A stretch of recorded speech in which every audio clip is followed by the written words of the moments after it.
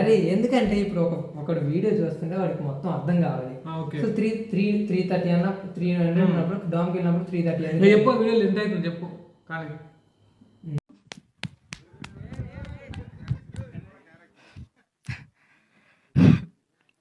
Hi guys, ఈరోజు ఈ వీడియోలో ఏం మాట్లాడుకుందామంటే జర్మనీలో మంత్లీ ఎక్స్పెన్సెస్ ఎంత అవుతాయో ఈ వీడియోలో మనం శ్రీనివాస్ని అడిగి తెలుసుకుందాం. చెప్పు శ్రీనివాస్, నీకు మంత్లీ జర్మనీలో ఎంత ఎక్స్పెన్సెస్ అవుతుందో?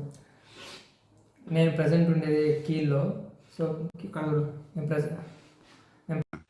నేను ఇలా బుక్ అయిపోతాను కల్లో కూడా అనుకోలేదు.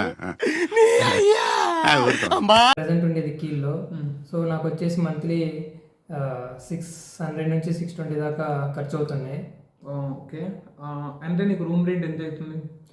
నాకు రూమ్ రెంట్ వచ్చేసి నేను ఫస్ట్లో వచ్చినప్పుడు నేను ఒక ప్రైవేట్ రూమ్లో ఉండేవాడిని. సో దానికి ఒక 300 ఖర్చు అయ్యేది. సో వచ్చిన 1 మంత్కి నాకు స్టూడెంట్ డామ్ అనేది వచ్చేసింది. Nice bro. స్టూడెంట్ డామ్కి ఎంత అవుతుంది?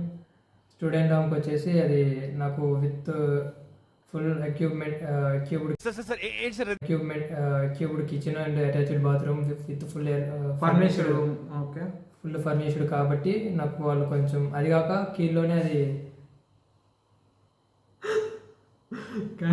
ఫిక్స్ చేస్తాం అంతే.